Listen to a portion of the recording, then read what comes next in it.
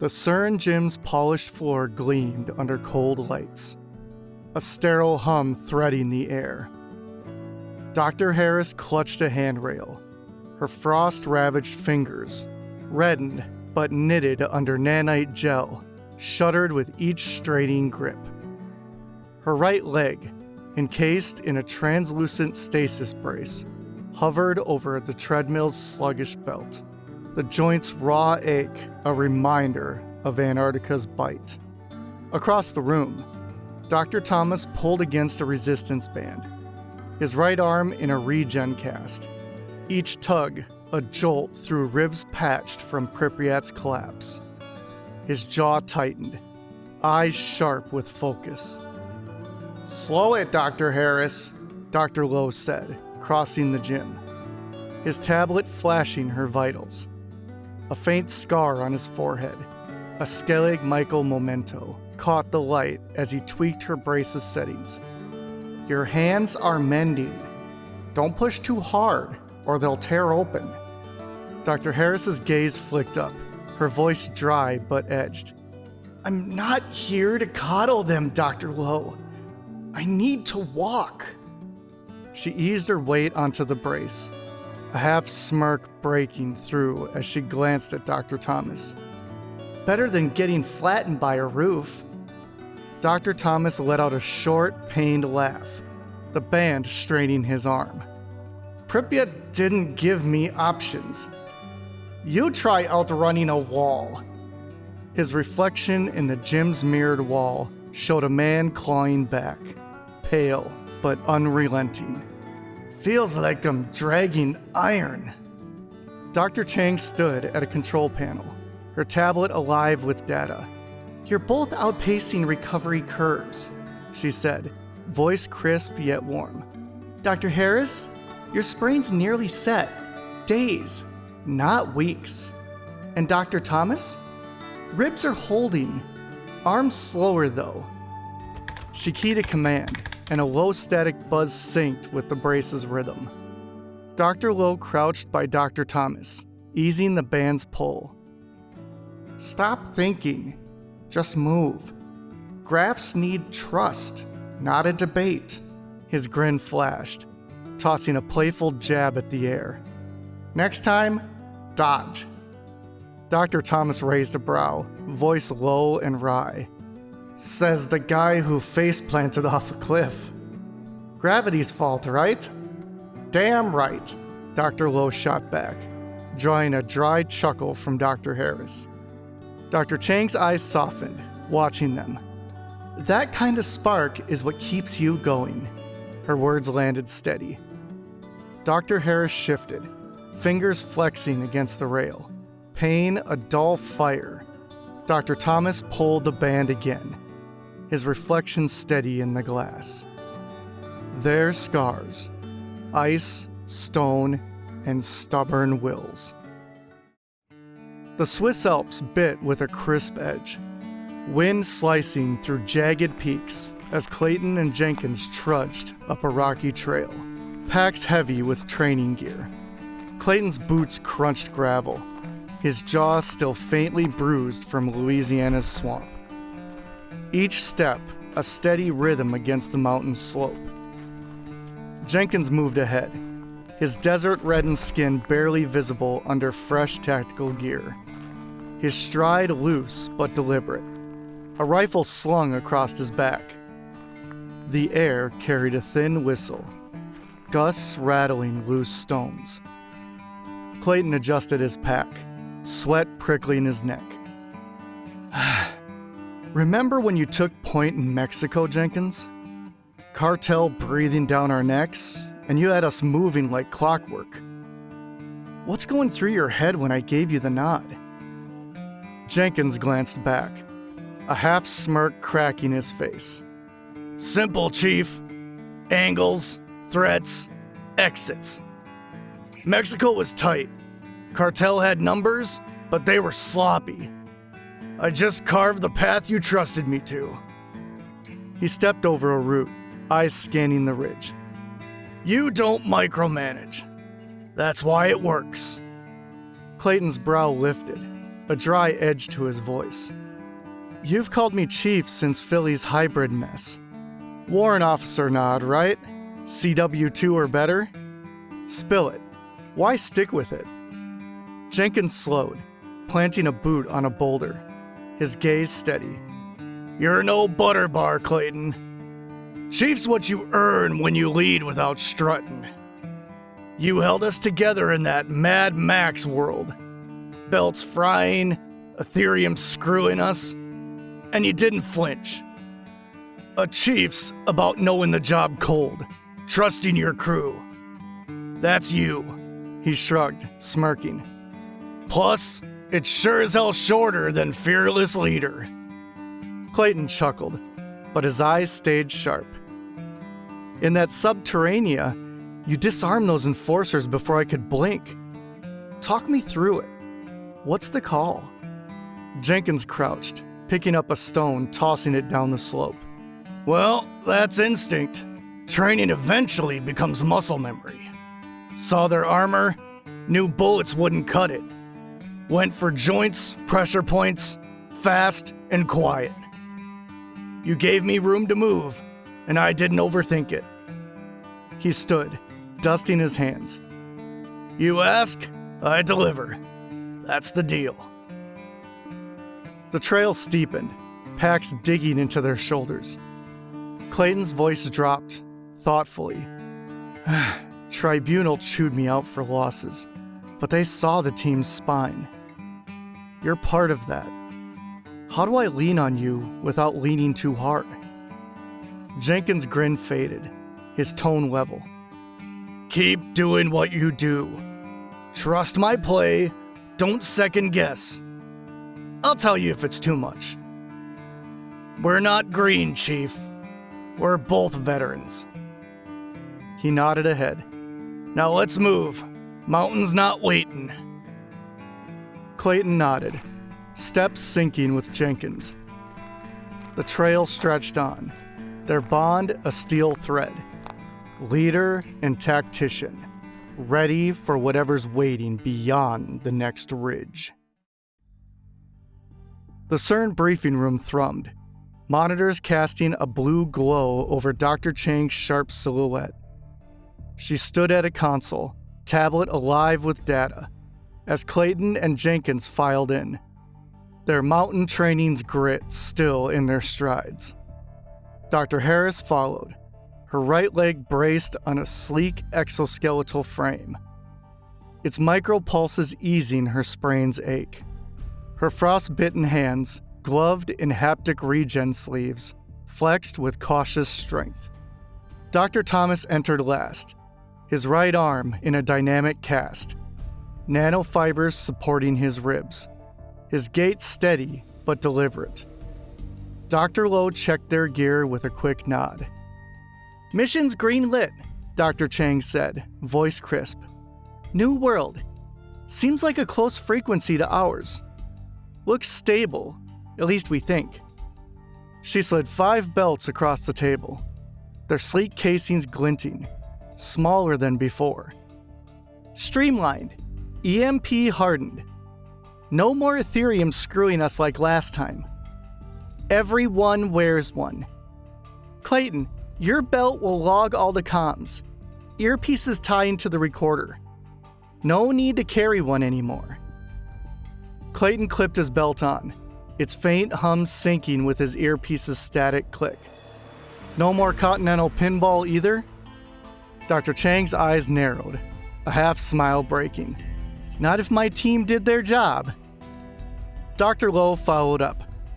Your location trackers are also linked into the belts, so we're hoping not. Nice to know we won't snap to another iceberg, Dr. Chang. These braces better hold in the field. She tapped her exoframe, its soft buzz a steady rhythm. They will, Dr. Lowe said, checking Dr. Thomas's cast. Your sprain's down to maintenance, Dr. Harris. Dr. Thomas, ribs are solid, arms functional, but no heavy lifting. He grinned. Stick to brain work.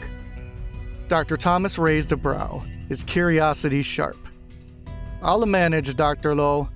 Just don't trip over your own ego out there. A faint smirk crossed his face. Jenkins hefted his belt, smirking as he tapped his earpiece. EMP proof? Fancy. Bet you a beer I still break it. Clayton shot him a look, voice low. Don't test that theory. He turned to Dr. Chang. What's the play? Data collection. Environment, tech, threats. Stay tight. Earpieces are live. Dr. Chang tapped her console.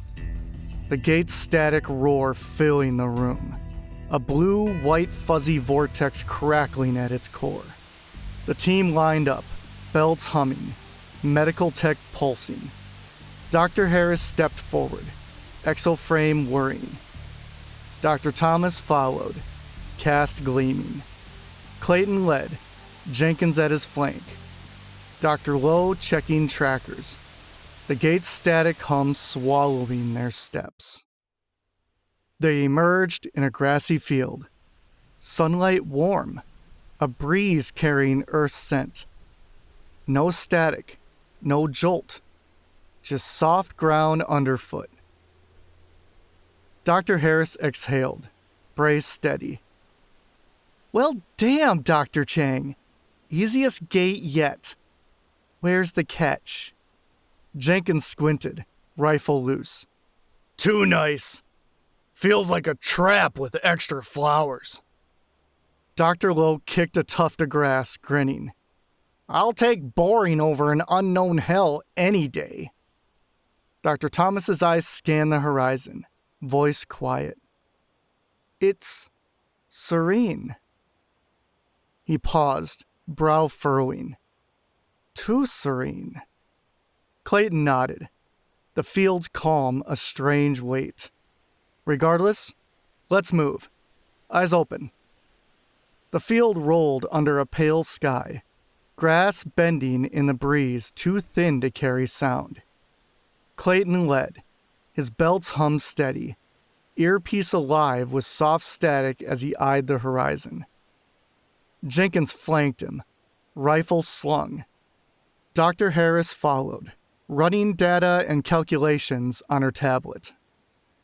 Dr. Thomas took point on navigation, plotting a course to a town 10 clicks northeast. They were still in Switzerland. The small town of Bex is closest, Dr. Thomas said, voice tight, pointing ahead. Small, reachable. His cryptozoologist sharpened senses twitched. No chirps, no skitter of insects, just hollow wind. He scanned the tree line, uneasy. They moved in formation, boots scuffing dirt. Dr. Harris's scanner beeped, her brow ceasing. No signatures, Dr. Thomas. Not a single critter. You seen anything? Dr. Thomas paused, eyes narrowing. That's just it. It's dead silent. No animals. No bugs. His casted arm steadying the GPS. Jenkins squinted, voice sharp. Like I said, it seems too perfect. Like someone rolled out the welcome mat with no one home.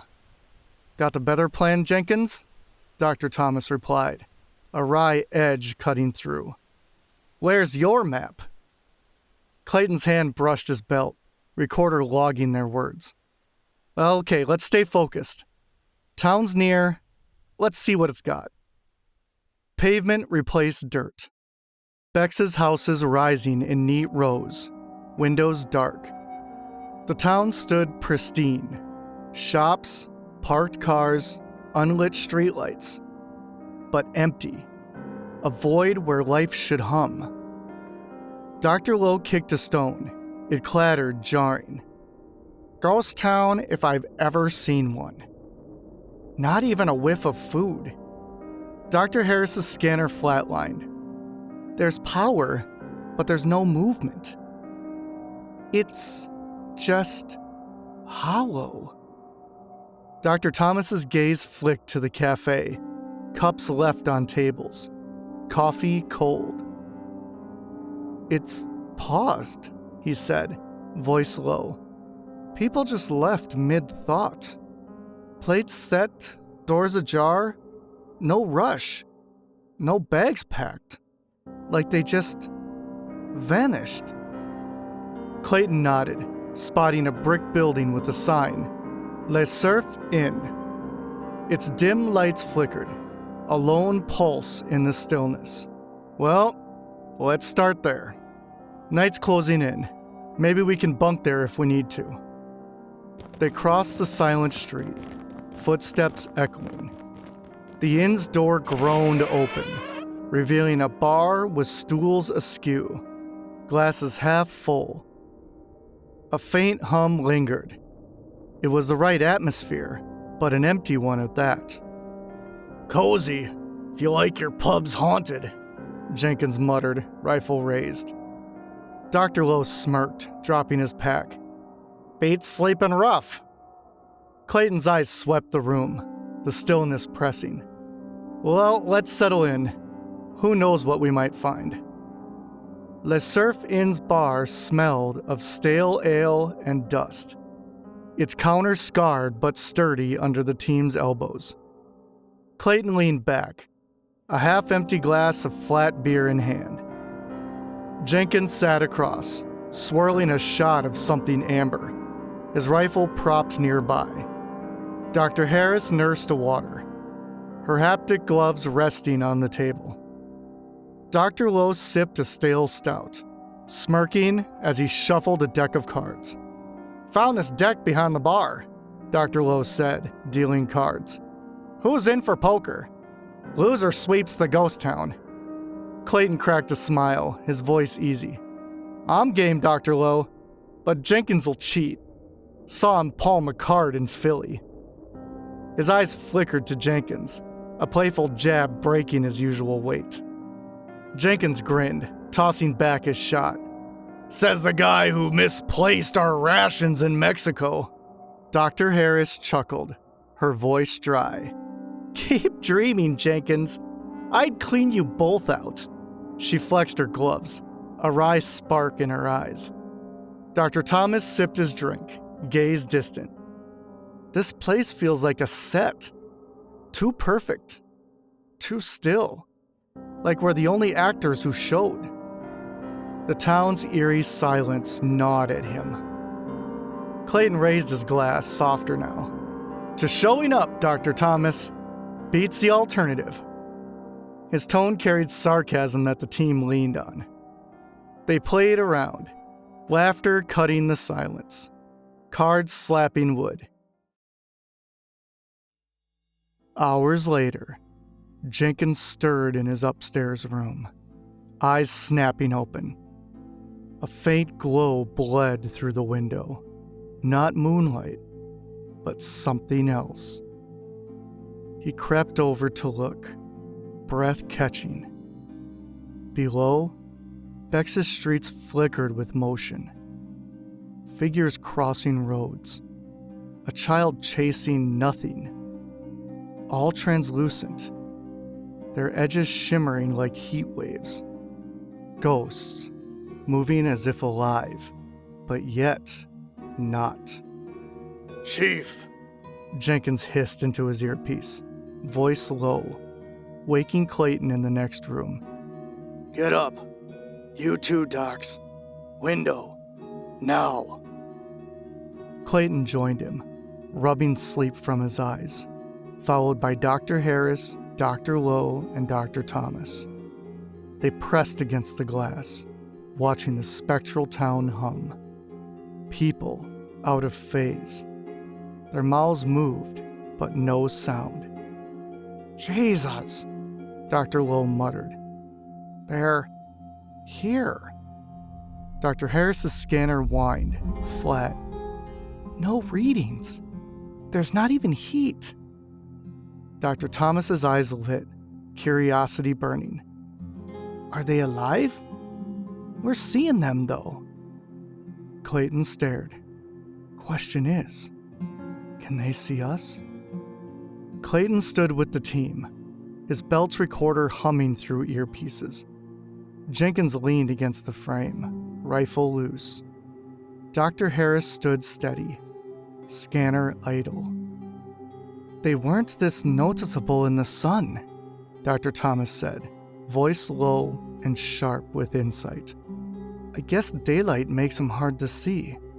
Night pulls them into focus. They're just out of reach.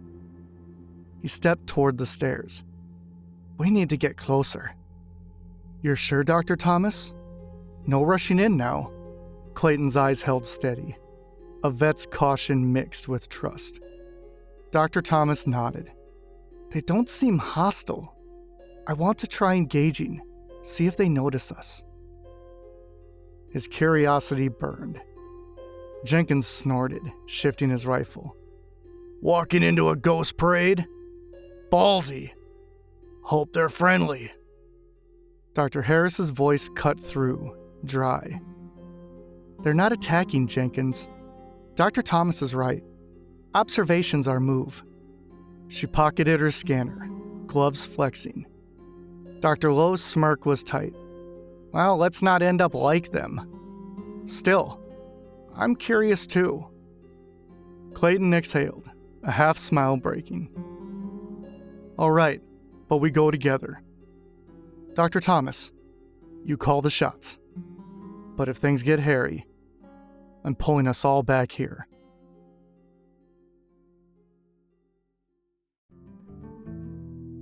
Hey everyone, thank you so much for listening. Now this story is, it was a longer one, so I put it into 2 parts for 2 very obvious reasons. Reason 1 is that this is a story building series. Like, I do all the sci-fi and stuff, but we need to really get more comfortable and see the relationships happening within Clayton and crew, especially in parallel. And the second one is that I like to make things kind of bite-sized for my audience, so I'm realizing personally that stories that are up to like 50 minutes or even an hour, people kind of lose interest. So if I, leave it at a cliffhanger and then do a part 2, I think that works well.